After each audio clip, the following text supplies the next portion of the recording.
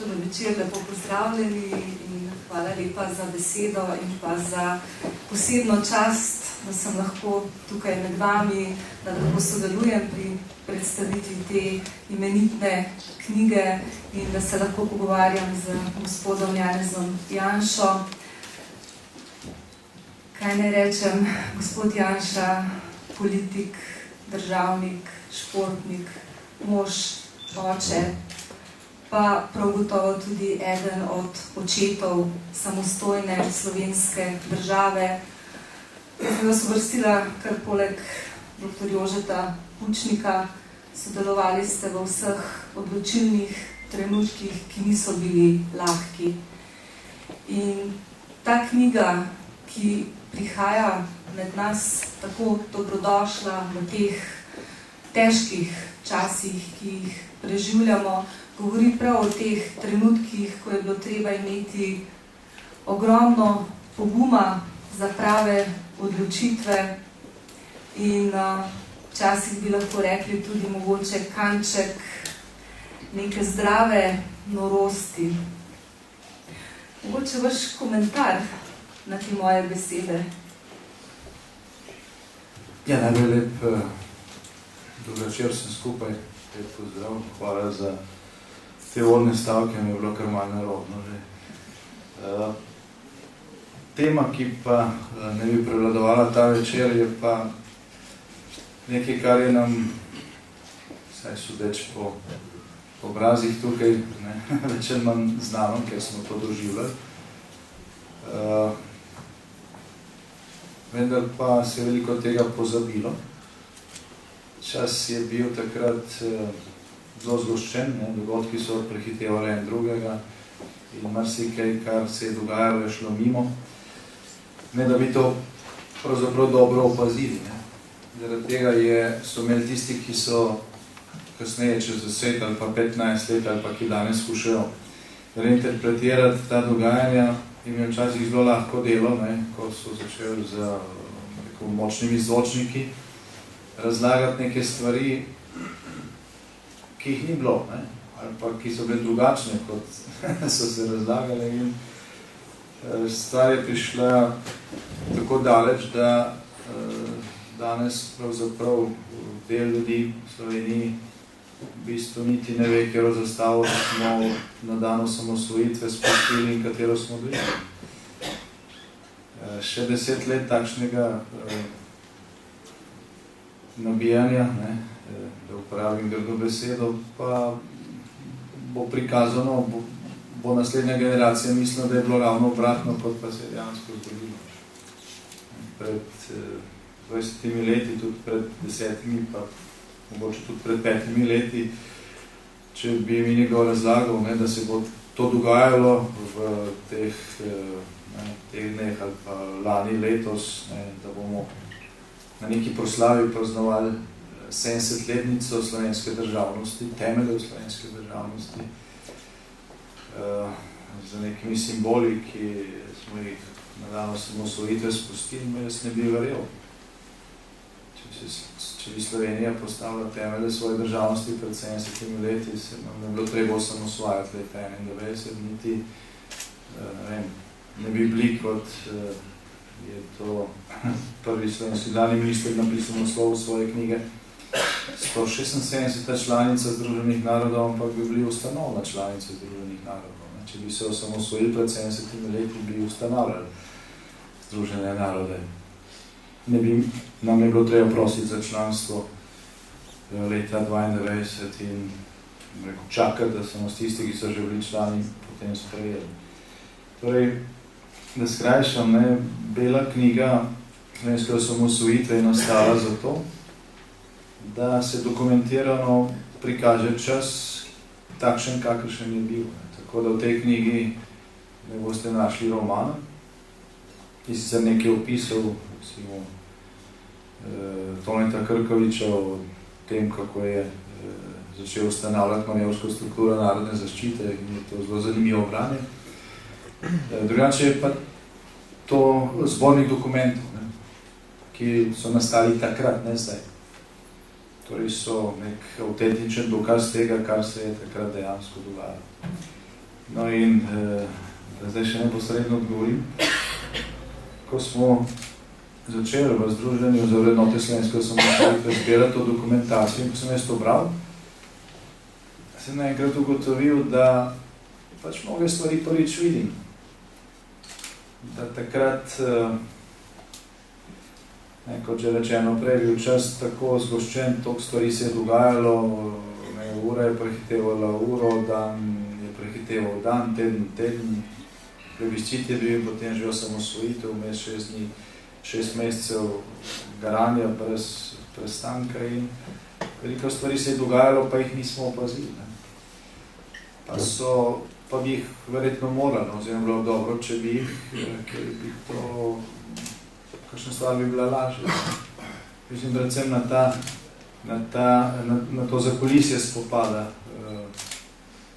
za in proti slovenske osamosvojitve, na ta spopad med Majniško deklaracijo in temeljno listino in tako naprej. Verjetno se bo teh pojmov še kasneje dotaknila, zato zdaj tega ne bi razvlekel. Priporočam po vsakemu, da to knjigo vzame v roke. Jaz sem bil takrat neposredno udeleženec vsaj dela teh dogodkov, pa je bilo marsikaj, kar je v tej knjigi tudi zame novo. Tako da velika škoda, da nekaj takšnega ni šlo že prej. Res pa je, da je z zbiranjem nekaterih dokumentov bilo kar nekaj težav in je pač trajalo, da se je vse to pridobilo. Še večja škoda je, da nekaj teh resnic ni to že v kakšnem šolskem učbeniku. Slej ko prej se tudi to zgodilo, oziroma se bo moralo zgoditi. No, zdaj ste pravzaprav nekako načeli temo, ki tudi mene žuli pri mojem znanstvenem delu, namreč, da nekih temeljnih znanstvenih del na temo slovenske osamosvojitve pravzaprav sploh nimamo. In to, recimo, po toliko letih, po dobrih 2 desetletjih, ko bi se zgodovinska stroka pravzaprav že z vso pravico ukvarjala s temi časi, pa se pač ne. No, recimo, da se sedaj nekaj od tega nekako kompenzira s to belo knjigo slovenske osamosvojitve, ki je izredno pomemben, izredno dragocen zbornik dokumentov, pa tudi pričevanj in razmišljanj na temo, ki bi jo pravzaprav naši otroci morali srečati v vrtcu, v osnovni šoli, v srednji šoli, na fakulteti. Gre za, kot je bilo danes že rečeno, najsvetlejši trenutek slovenske zgodovine, trenutek, ki so ga sanjale mnoge generacije pred nami. In za današnji večer smo pripravili nek prikaz trenutkov, ki se jih vsi spominjamo in za katere bi bilo seveda prav, da jih naši otroci poznajo. Morda, če začnemo s spominom na novo revijo, 57. številko, mislim, da imamo en slajd iz leta 87, kjer so nekateri slovenski intelektualci na čelu z dr. Jožetom Pučnikom, pa potem dr. Dimitrij Rupel, dr. Ivo Urbančič, dr. Tine Hribar, pripravili nekakšno platformo slovenske osamosvojitve. Torej, ta številka nove revije je izjemno odmevala v ne samo slovenskem, tudi v slovanskem prostoru. No in potem, recimo, naslednji, jaz bi temu rekla, kar prelomni trenutek, proces aretacije, proces proti četverici.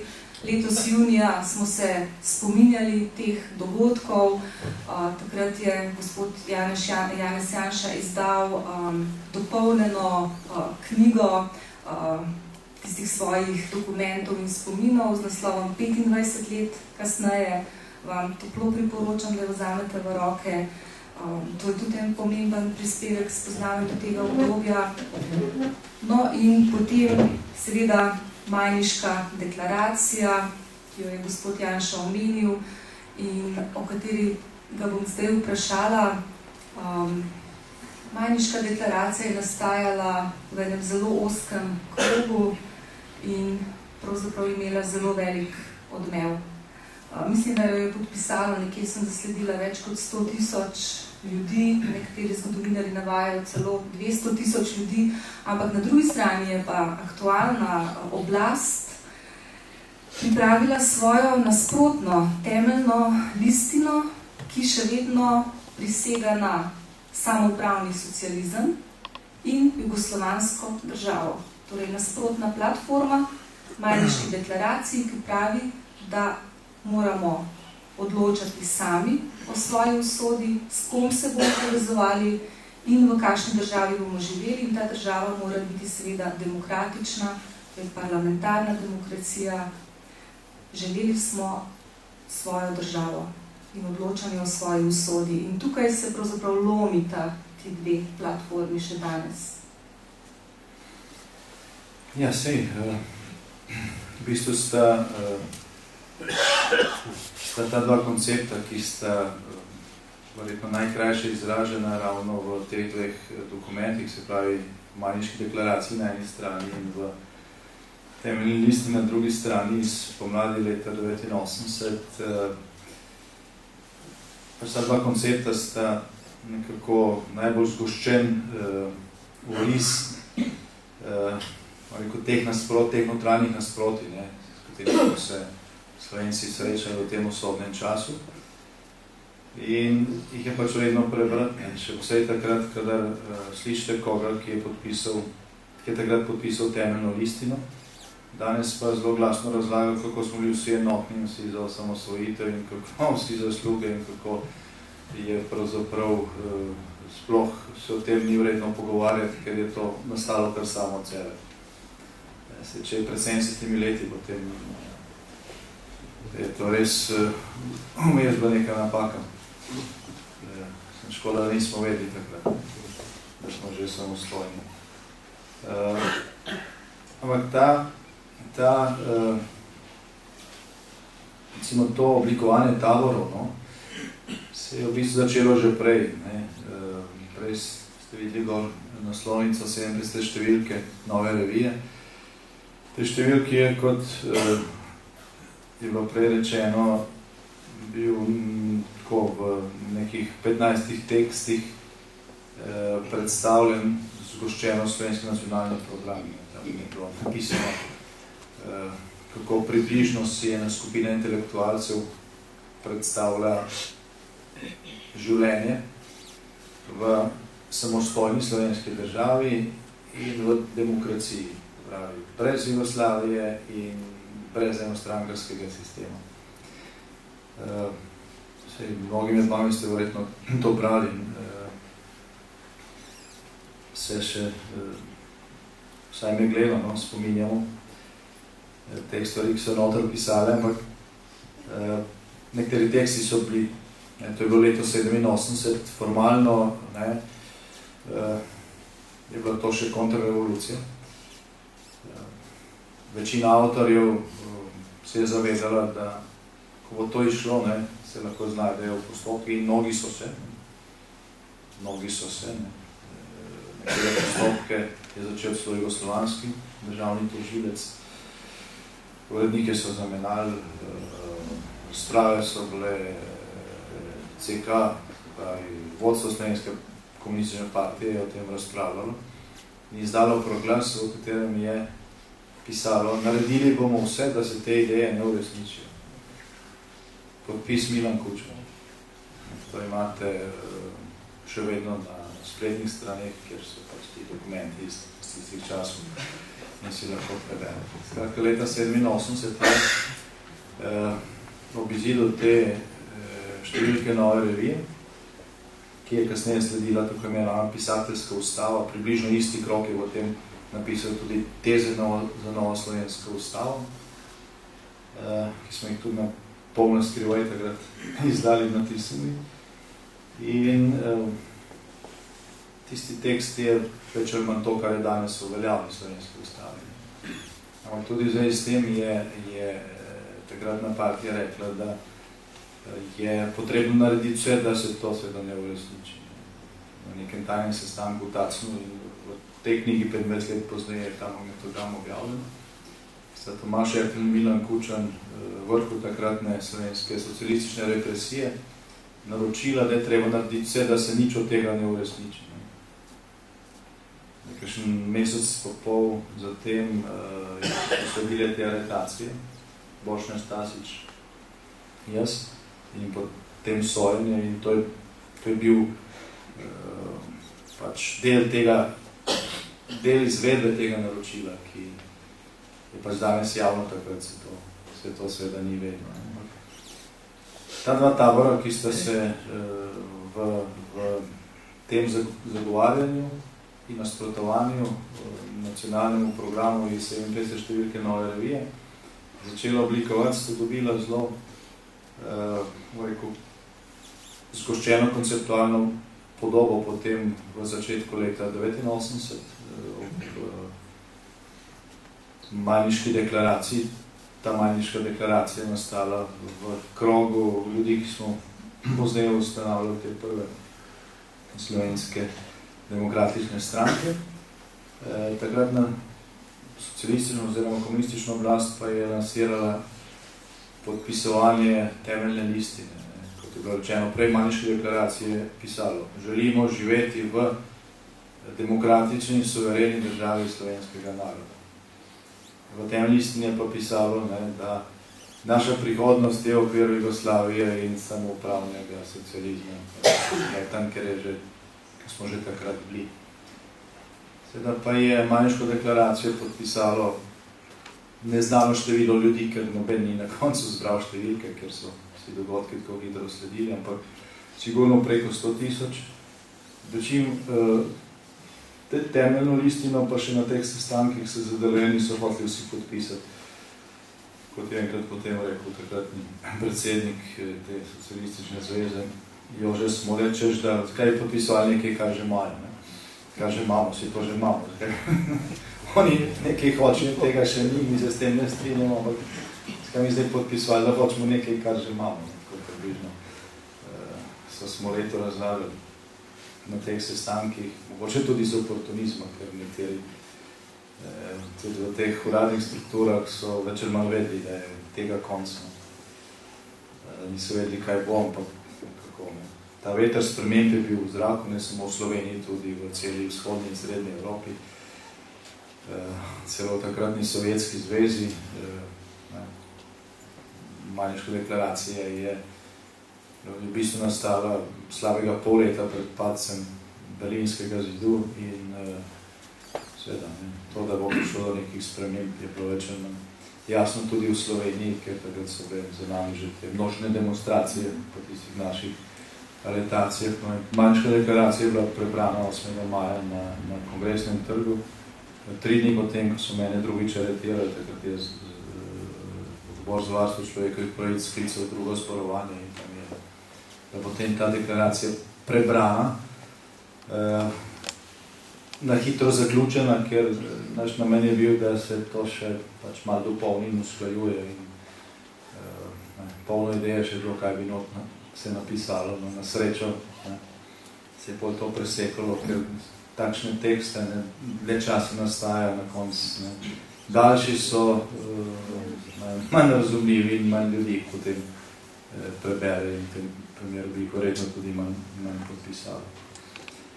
Tisto, kar je bistveno pri teh razlikah med podpisniki ali pa zagovorniki Majniške deklaracije in temeljne listine, takrat je bila to v veliki meri delitev na oblast in na nastajajočo opozicijo, ki se je potem, ali pa se je že takrat organizirala v strankah, nekatere so že bile ustanovljene v tistem času, čeprav so se imenovali šele zveze. To nasprotje se je potem potegnilo v samo osamosvojitev, v čas po osamosvojitvi in tudi v današnji čas. Tudi v današnji čas. V tej knjigi sem jaz v predgovoru, ko sem ga pisal, skušal malo analizirati, kaj se je dogajalo z nekaterimi vidnimi nosilci ali pa podpisniki ene in druge listine in seveda. Rezultat te analize je nekoliko presenetljiv. Kajti vsi tisti, ki so bili med vodilnimi podpisniki ali pa zagovorniki te temeljne listine, ne, ker so se v bistvu zavzeli za Jugoslavijo, so potem v državi, ki je nastala proti njihovi voli, ne, na podlagi Majniške deklaracije, naredili sjajno kariero. Ne. Vsi so napredovali tako ali drugače. Ljudje, ki so celo glasovali proti razglasiti samostojne Slovenije, so bili tako predrzni, no, pač, se to tudi javno takrat izrazi, kot recimo Franko Juri, so potem postali čez 2 leti ambasadori te iste države, veleposlaniki, ministri, državni sekretarji. Aktualni minister za obrambo, Roman Jakič, on je rekel, ne sem podpisal te dokumente, on je radikalno nastopil proti vsem ukrepom osamosvojitev v takratni skupščini, gospod Kmetič je bil tudi poslanc, si spomni, kakšen kraval je počel proti vsemu, kar je dišalo po samostojni Sloveniji. Tako da na koncu je celo general Aksentijevič, ki je bil takrat delegat Jugoslovanske armade v skupščini, rekel, da pač je hotel nekaj reči, ampak je že gospod Jakič pred njim to tako dobro povedal, da on tega ne more. Da njegova specialnost je bila pa ravno nasprotovanje slovenski vojski. V tej knjigi so objavljeni nekateri magnetogrami iz razprav, takratni skupščini, tudi njegove razprave, z takim žolčnimi izlivi proti vsemu, kar je pač dišalo po slovenstvu in če posebej po slovenski vojski. No, in ta oseba je danes minister za obrambo, kar je v mojem mnenju ne samo velika žalitev, ne, ampak je namerna žalitev. Ne. To je nekdo namerno. Se tudi večer manj vplival na to, da je takšna funkcija prišla ravno v to roke. En tak podoben primer je recimo Jožef Školč, on je bil takrat predsednik ZSMS liberalne stranke, kaj so se natančno preimenovali liberalno demokracijo, zdaj jih tak ni več, ni važno, ampak on je postal predsednik slovenskega parlamenta, čeprav je prej naredil vse, da tega parlamenta zelo nikoli ne vidno. Ne samo z nekim nasprotovanjem, ampak z radikalno pozicijo, ki je včasih resno ogrožala sprejem ključnih ukrepov. Od plebiscita do osamosvojitve, v tistih 6 mesecih je morala vlada v bistvu pripraviti se potrebno za osamosvojitev in samostojno življenje države, spostaviti funkcije, ki jih nismo imeli, od vojske, diplomacije, meje, carine, vse. In če katere od teh funkcij ne bi v tem času vzpostavili, se Slovenija ne mogla osamosvojiti oziroma ne mogla funkcionirati. Če ne bi pravočasno sprejeli ustrezne zakonodaje in pripravili lastnega denarja, lastne valute, pač ne bi mogla samostojna država. Kakšna samostojna država bi, če bi še vedno plačevali z jugoslovanskimi denarji, pa bi našo monetarno oblast poravnavali v jugoslovanski centralni banki. No, ampak za vsakega od teh ukrepov je bilo potrebno sprejeti zakon in za vsak tak zakon je bilo potrebno dobiti večino v parlamentu. In v tej knjigi boste videli, kakšni so bili rezultati glasovanja, oziroma kakšne so bile razprave o teh ključnih ukrepih. Takrat je bilo v tisti skupščini, nismo imeli še parlamenta, 240 delegatov. Nekatere ključne zakone smo sprejeli z enim glasom večine. Z enim glasom večine. Recimo, da bi eno demosovih poslancev bil bolan, ali pa da bi se zmotil, karkoli. Celotno osamosvojitev je bila ogrožena. Tako da to, ko se zdaj 20 let posluša, kako smo bili vsi za samostojno Slovenijo in kako smo bili vsi enotni in tako naprej, to veliki meri velja za ljudstvo. Slovenci smo bili kot narod enotni, se drugače tega ne bi dosegli. Nikoli prej tega nismo dosegli, ker nikoli prej nismo bili enotni, ker nikoli prej v pravem trenutku pač niso imeli ljudi, ki bi to tudi artikulirali. Ne? Vendar pa politika ni bila enotna. Ne? Politika ni bila enotna. Politika je bila razdeljena na Majniško deklaracijo in podpisnike in temeljno listino in podpisnike in tako se je tudi ravnalo. Ne? Boste rekli, no, ampak zakon o plebiscitu je bil pa sprejet, tako da so ga vsi podprli, ja seveda. Direktno proti plebiscitu si ni upala nastopiti nobena politična sila, ker se je vedlo, kakšen bo rezultat in bi bila cena previsoka in se zato niso odločili.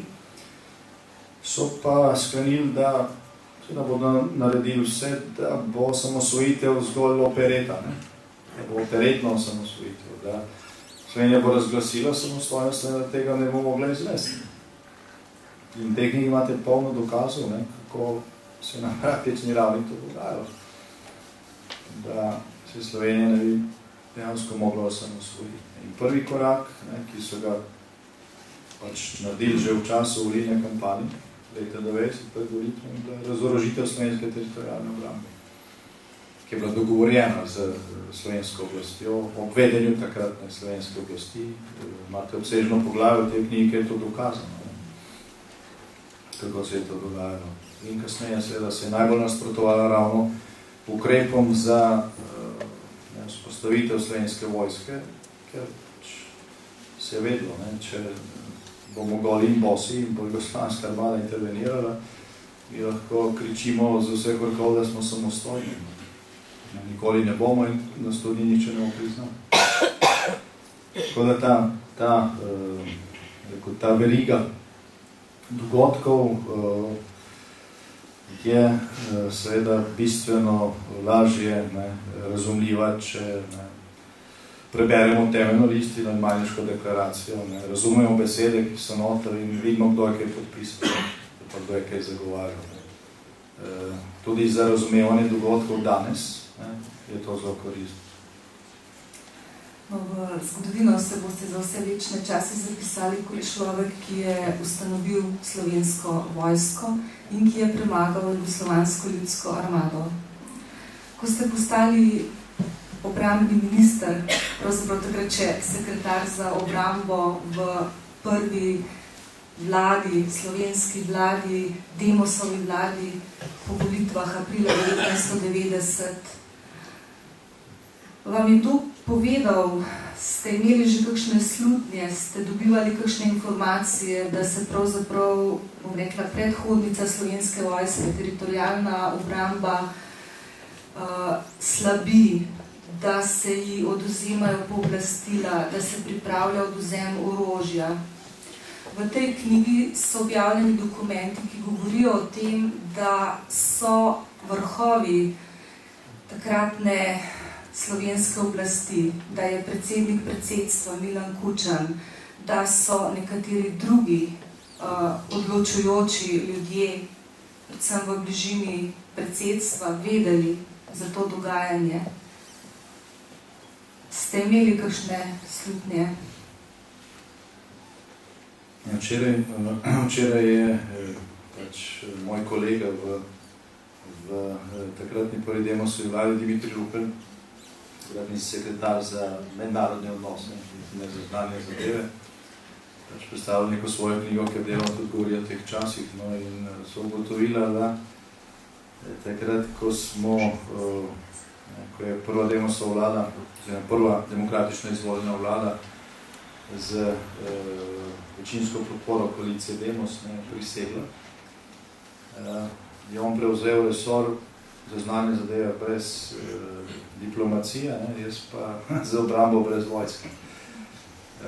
S tem, da ko smo v pripravah na volitve leta 90 pripravljali te koncepte, jaz sem takrat napisal Demosov program za obrambo oziroma za vojsko. Sem jaz eno računal, da se ne bomo tako goli in bosi, ker v Sloveniji takrat obstajala teritorijalna obramba, ki je imela na seznamih več kot 70 000 ljudi.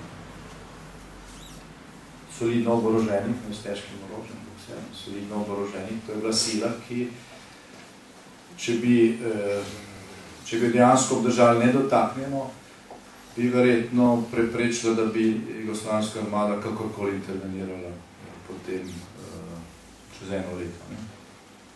Ker bi bil rizik pač prevelik. Ne?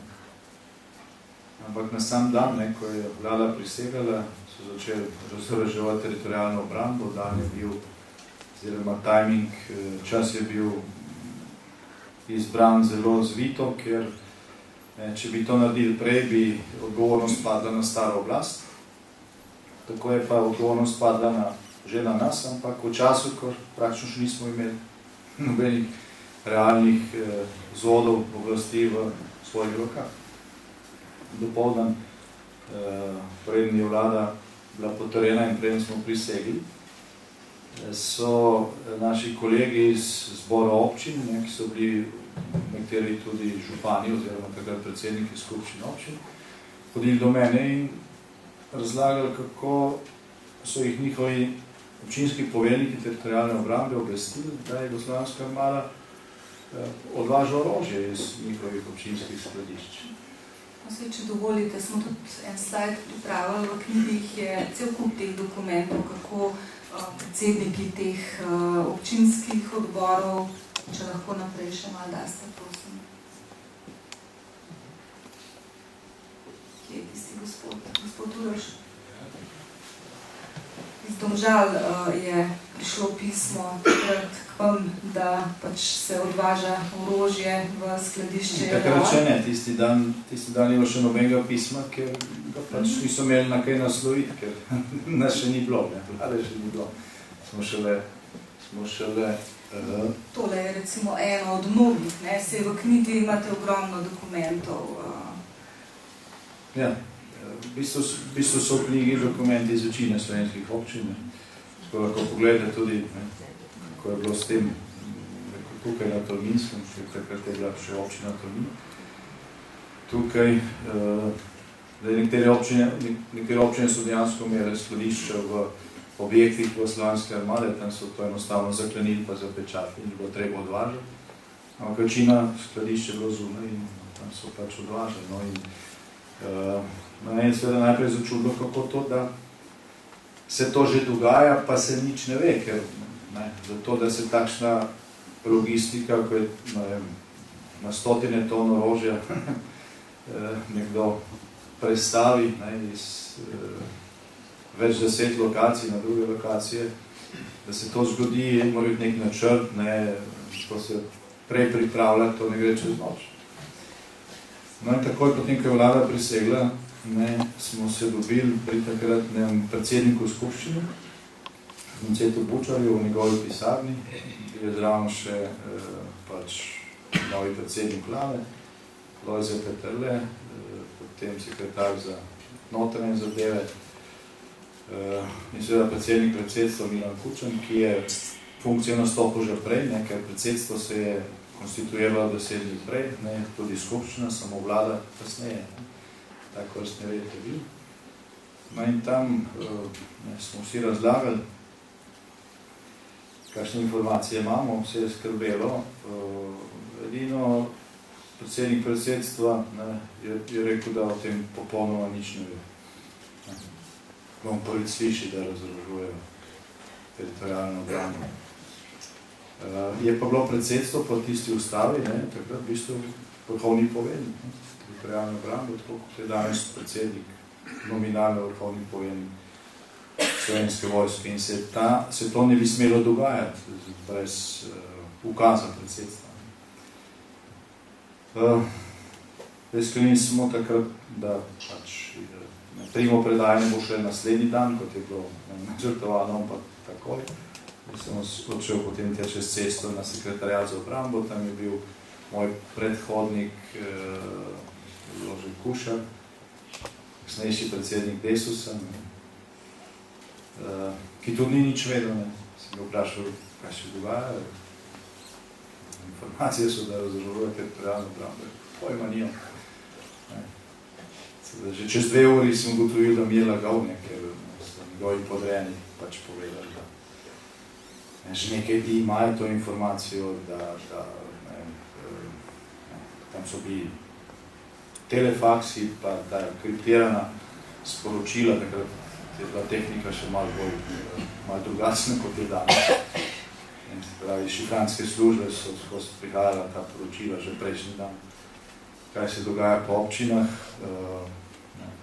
ampak oni so delali, kot da nič ne vejo. Kasneje se je tudi ugotovilo, da kasneje smo naročili poročilo vseh občinskih štabov za teritorialno obrambo, točno kdaj so dobili ukaz, koga so obvestili, kdaj so ga začeli izvajati, če so ga, zakaj ga niso zavrnili. Se je veliko teh poročil objavili v tej knjigi. Iz mnogih poročil je potem izhajalo, da so seveda najprej so vsi klicali na predsedstvo, pač nadrejenega. Milan Kučan je za to vedel iz vsaj 30 verov. Poleg tega je to natančno seveda spremljala tudi takratna Udba, ki je potem tudi sodelovala. Tomaž Etl se je sam pohvalil enkrat kasneje, da ni bilo stvari, za katero pač ne bi vedeli tudi s tem v zvezi, in da ni nič ukrenil. On sploh ni prišel na primo predajo, Bavčar je takrat prevzel prazno pisarno.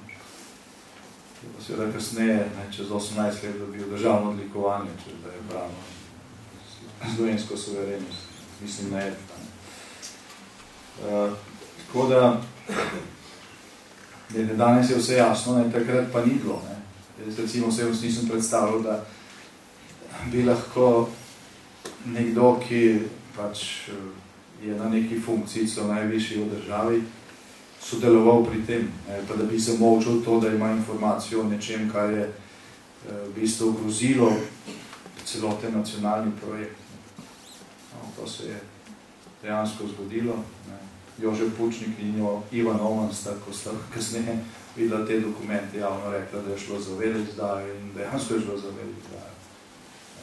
Tudi po takratni zakonodaji, ker po takratna zakonodaja je pač nalagala odgovornost republiškim organom.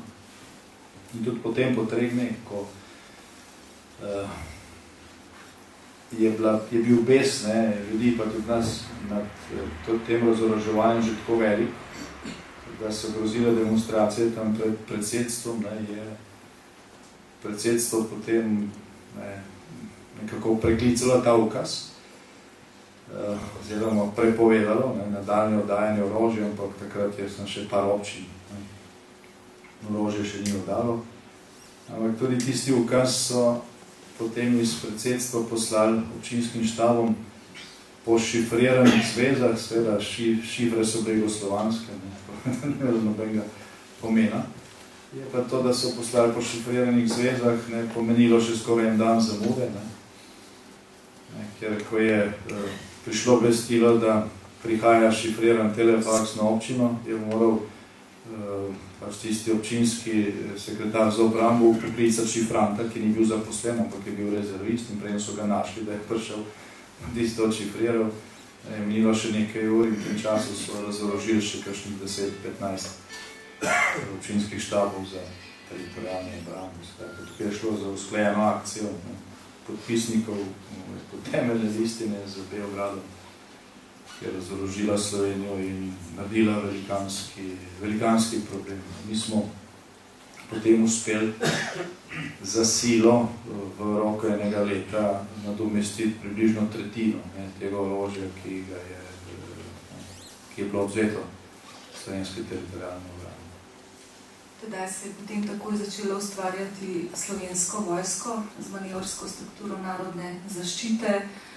Zgodil se je decembrski plebiscit in pravzaprav poti nazaj ni bilo. Tako izgleda, če gledamo iz neke zgodovinske perspektive, ampak dogajala so se pa tudi ogromna polena pod noge, recimo z deklaracijo za mir januarja leta 1991. Tisti, ki so prej podpisali temeljno listino, so v začetku leta 1991, že po plebiscitu, začeli podpisovati tako imenovano deklaracijo za mir. In te deklaracije pisalo, Slovenija ne potrebuje vojske, demilitarizacijo. To se je dogajalo ravno tisti teden, ko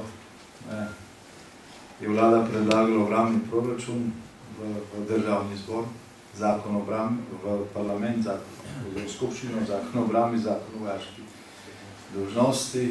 Oni so se potem sklicovali na mirovništvo, ko so glasovali proti tem zakonu. Najboljše pa bilo, da so 4 člani vrhovnega poveljstva, se pravi 4 člani predsedstva republike so podpisali to deklaracijo. Milan Kučan, Ciril Zlobec, Dušan Plut in Matjaž Kmec. Samo Ivan Oman tega ni podpisal. Bili so vrhovni poveljni.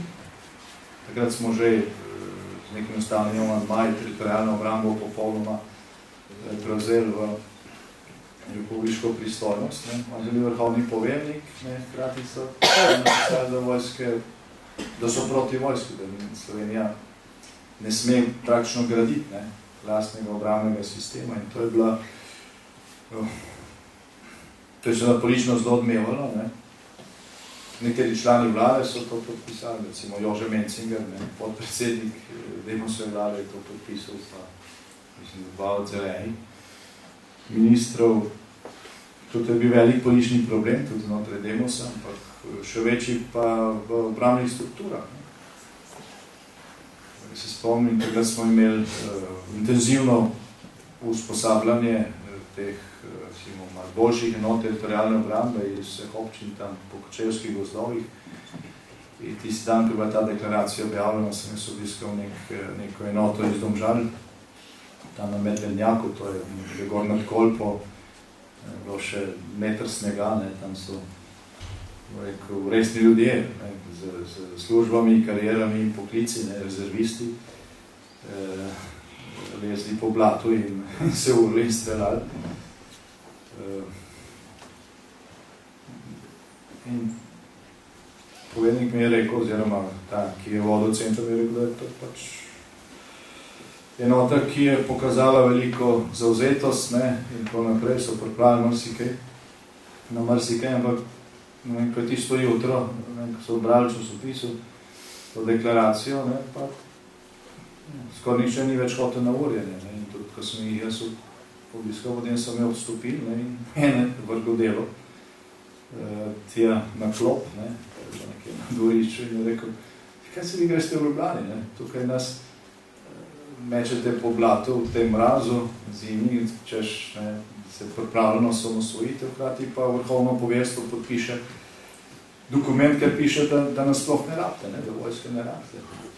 Zmenite se, kaj hočete, pa nas nehajte zafrkavati. Bilo je zelo resno, sem napisal eno pismo, sem članom predsedstva, objavljeno je v knjigi Premike, mislim, tukaj ni, ker sem jih na to opozoril.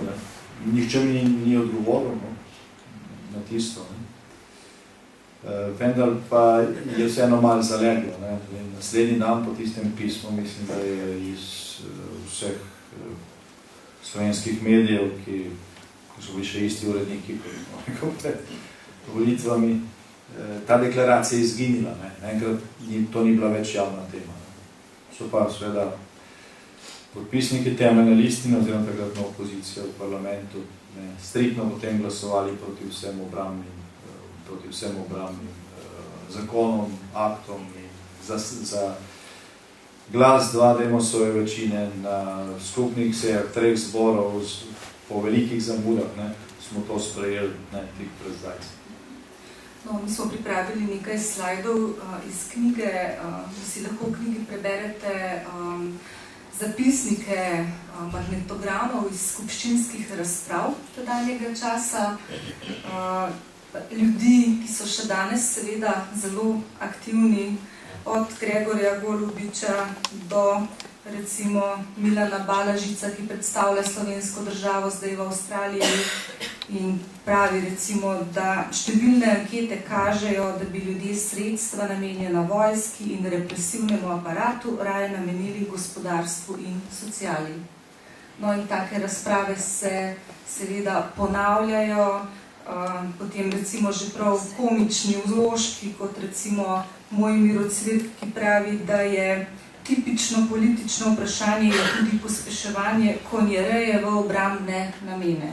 To ne moreš drugega, kot da se smeješ tej sveti preproščini ali pa bolje rečeno nagajanju.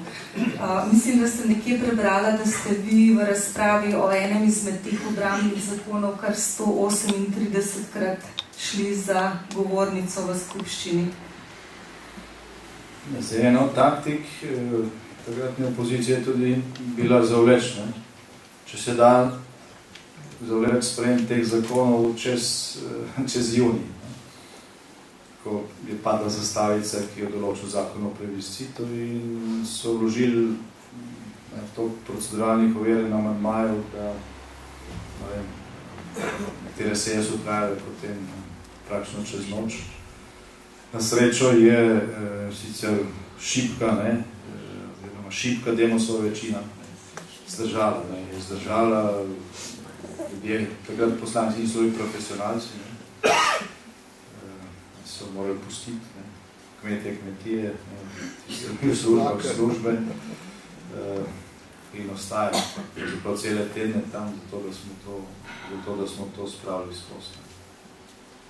Tukaj najdete tudi bolj sočne, sočne razprave. Tukaj so povzetki, so pa tudi celi magnetogram pač na voljo. Tukaj le zadnjo smo dali, recimo, ni Jaklič Roman, ampak je Jakič Roman, aktualni obrambni minister, ki pravi, da vojske pač ne rabimo. Ja, zanimivo je, da v tistem času, ko je bilo spomladi leta 1991, so tako nasprotovali, vsakemu takratnemu dinarju za slovensko vojsko, so hkrati nasprotovali odločitvi vlade, da zadrži carine, ki smo jih plačevali v Beograd za jugoslovansko vojsko. Za jugoslovansko vojsko so pa bili. So pa rekli, da pa teh carin pa Slovenija sme zadržati zato, ker s tem izzivamo Beograd. Skratka, problem je bila samo slovenska vojska, ne jugoslovanska armada. Ko so govorili, da so proti militarizaciji, je jugoslovanska armada izveta. Šlo je za nastajanje novih struktur. Tako da v javnosti to povzročilo veliko zmede in tudi takrat so bile neke raziskave javnega mnenja objavljene, verodostojne to, kot so danes, ampak veliko ljudi temu verjame, kjer je kar včasih tudi večinski del javnosti temu pritrjeval, če se res, boš dati za šolstvo, boš dati denar za hrane, za socialne pomoči, kot pa za slovensko vojsko. Itak nas bo nihče napadel, ali pa tudi, če nas bo kdo napadel, sej se ne moramo braniti. Tega je bilo polno, in v takšnih razmerah graditi obrambne strukture ni bilo enostavno. Kljub temu pa, ko se je šlo na ta individualni nivo, recimo, ko so ljudje dobili poziv za to, da se javijo na vajah, ali potem, ko je šlo za res enotak teritorijalne obrambe, je bil glavni ta odziv zelo velik. Še najslabši v Ljubljani, največji problem smo imeli v Ljubljani. Ljubljani je bila odzivnost pod 70%. Pod 70%. Povsod drugod po Sloveniji je bila pač nad 80%, tudi nad 90%, pa nekod. Je bilo tudi ogromno prostovoljcev, ki so se javljali. Ljubljani je malo drugače, tam je ta propaganda najbolj globoko zajela. Ta Ljubljanski dnevnik je na dan napada na Slovenijo, v bistvu napad pozdrav. Objavili so naslov Ljubljanskem dnevniku čez celo stran, jugoslovanski tanki zavzeli meje, skoraj to pozdravili celotno zadevo. Napisali vodnik, ker je pisalo, da zdaj smo dobili tisto, kar je ta neodgovorna oblast iskala. In potem so še 3 dni v bistvu pričakovanju zmage jugoslovanske armade nabijali v to smer. Pa se je videlo, da te zmage ne bo. urednik odstopil, no, mislim, da je bolj čez en mesec prišel že nazaj. Po slavnostni razglasitvi slovenske države so se končale sanje in se je zgodil krut novi dan. Začela se je vojna. Pripravili smo nekaj slajdov iz tega časa. Danes pač počasi zaključujemo, ni več časa, da bi se pogovarjali o tem delu te naše polpretekle zgodovine.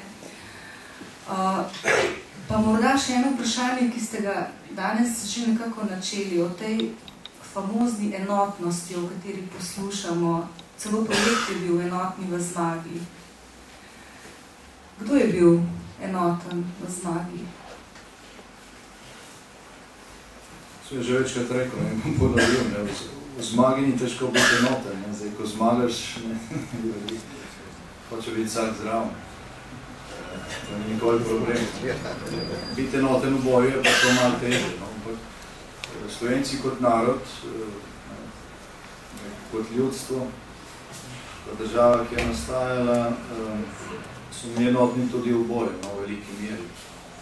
Zdaj smo mi skoraj toliko enotni, kot smo mi enotni na plebiscitu, 90%.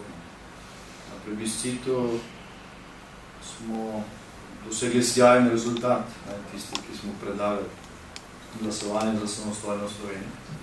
Oziroma je Slovenija dosegla tak rezultat. Kljub temu je pa bilo okrog 200,000 ljudi proti. Bodi si so glasovali proti, bodi si so plebiscit bojkotirali. 200,000 ni tako majhna številka. Ne. Nihče nikoli ni govoril o tej številki. So govorili o rezultatu z druge strani, kar je seveda prav. Da je koliko naslovi kakšni problemi, je treba seveda analizirati tudi to številko.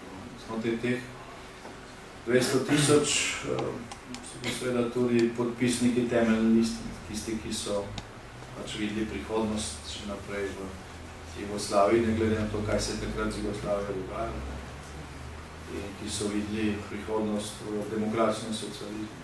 Ga vidijo še danes, ker propagirajo in tudi izvajajo. Danes iz te države, ne, ki smo jo dobili takrat, vsako leto na 1000 mladih beži v države liberalnega kapitalizma. Danes pa poslušamo, da je vzrok to, da nimamo, da je vzrok ravno to, ne. Pač liberalni kapitalizem. Če bi to vzrok, potem se bi bežalo tja. Torej, poznate tiste vice iz socializma, ko se je bilo čas treba s kom pogovarjati o tem, ki je boljši, in potem zadnji argument je bil, ne, verjetno je boljši tam, kamor ljudje grejo. Če je bolj socializem, potem bi vsi drli v Jugoslavijo, pa je bilo bolj obratno. Tako da, vprašanje te enotnosti je dvodelno, oziroma odgovor na to vprašanje je dvodelno. Kot narod smo seveda bili enotni. Če bi zasedkan pa razdeljeni, tako kot smo bili po drugi svetovni vojni, rekel je, v polno bratovske krvi se nikoli ne bi osamosvojili. Tega ni bilo, ne. Temu se je pač Slovenija izognila, temu se vlada se je zavedala te nevarnosti in je vložila vse v to, da bi se stvari dogajali čim bolj konsenzualno in to je ljudi združilo. In pa to združilo politika. Da se stvari ne bi dogajali na ta način, kot so se dogajali in drugače tudi danes so delno takšni, kot so, ker je še vedno ta delitev med Majniško deklaracijo in temeljno listino v osnovah slovenske politike živa in v veliki meri vzrok za krizo, v kateri smo. Hvala lepa. Včasih bi zaključili morda z mislijo oziroma najprej zahvalo Združenju za vrednote slovenske osamosvojitve, ki se je lotilo tega pogumnega dejanja. In jaz sem prepričana, da ta bela knjiga ne bo ostala osamljena. Mislim, da je še ogromno dokumentov med ljudmi, da je pravzaprav potrebno še ogromno dogodkov iz tega časa osvetliti, kajti nikakor ne velja, da bi bila zgodovina napisana enkrat za vselej. To je čisto navadna laž. Zgodovina se piše vsak dan na novo, zato ker se odkrivajo nova dejstva in se na temelju teh novih dejstev pravzaprav dogajajo nova zgodovinska spoznanja. Zato je zgodovina živa stvar. In hvala vam, gospod Janez Janša, da pomagate pri raziskovanju in pri spoznavanju zgodovinske resnice, kajti za to gre, da spoznavamo zgodovinsko resnico. In za konec morda samo še ena misel. Ko smo se osamosvojili, smo prisegali na vrednote, kot so spoštovanje človekovega dostojanstva, spoštovanje svobode človeka, spoštovanje solidarnosti, demokracije, človekovih pravic. In na te vrednote prisegajmo še naprej. Hvala lepa.